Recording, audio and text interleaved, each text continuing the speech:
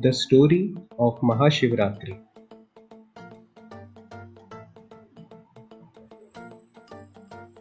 Every lunar year of 12 months has one Shivratri for each month. The day before the new moon day is celebrated as Shivratri. Hence, there are 12 Shivratris every year.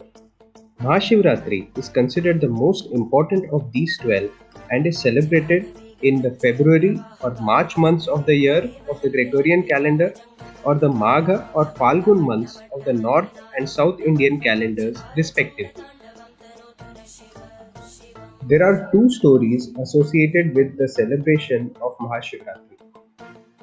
When the Devas and Asuras were battling each other during the Sagar Manthan, a pot of poison was produced along with Amrit. Lord Shiva saved the Devas and the world by consuming the pot of poison by himself. The poison got stuck in his throat and his neck turned blue. Due to this, Lord Shiva is also known as Neelkantha, that is, the one with the blue neck. As this event took place on Mahashivratri, the day is celebrated to thank Lord Shiva by praying to him. Mahashivratri is also the wedding anniversary of Lord Shiva and Parvati. Parvati, a princess, is the daughter of King of the Himalayas, Raja Himavat. It was Parvati's childhood dream to marry Shiva. Her dream was realized and the day of the wedding was finalized. As this was the wedding of a princess, a royal affair, all important dignitaries of the time attended the lavish function. However, when the groom, that is Shiva, arrived for the wedding, everyone was shocked. Lord Shiva came riding his bull, Nandi, with his untidy, matted hair and bhasma or ash applied on his body. His barat, that is, his wedding party, consisted of strange, out of this world creatures. Looking at this, Parvati's parents urged her not to proceed with the marriage, as Lord Shiva didn't look fit to marry a princess. However, she insisted to marry Shiva and spoke to him to transform his appearance to be fit for a groom. Shiva obliged, and when he made a reappearance, the guests were awestruck at the beauty of the divine man. The wedding then proceeded as per schedule. As per traditions of the times, during the wedding rituals, the lineage of the bride and groom are read out for all those present. Parvati, a royal, had a rich lineage with brave and noteworthy ancestors. After her, it was the turn of Shiva to inform about his parents and lineage.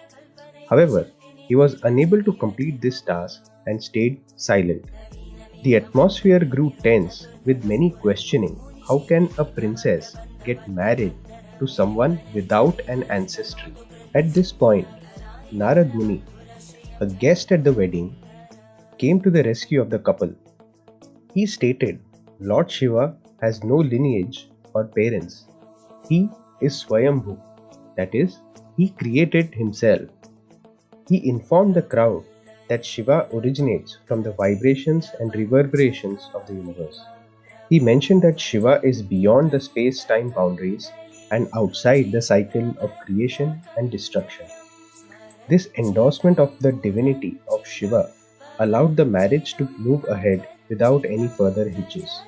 It is also believed that Lord Shiva performs his dance forms, Tandava and Lasya, on this day in heaven. Dancers on earth perform these as a tribute and prayer to Lord Shiva across temples in the world. People also mark the occasion by keeping a fast, attending Jagratas, that is, being awake through the night in prayer, and offering milk and sweets to the Shivlinga. Lord Shiva is also celebrated as Adi Yogi. Hence, the night of Mahashivratri is considered the most important night of the year for yogis.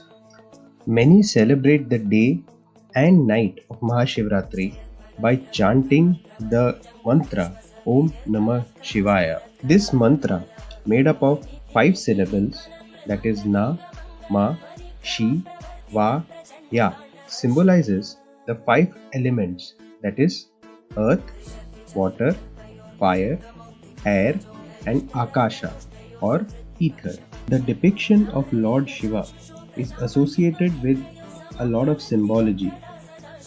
The Trishula represents the three states, that is waking, dreaming, and deep sleep. The third eye represents the divine perception or wisdom. The matted hair, Jata, represents Shiva as being beyond the standard definitions of beauty and holiness. The crescent moon represents his mastery over time.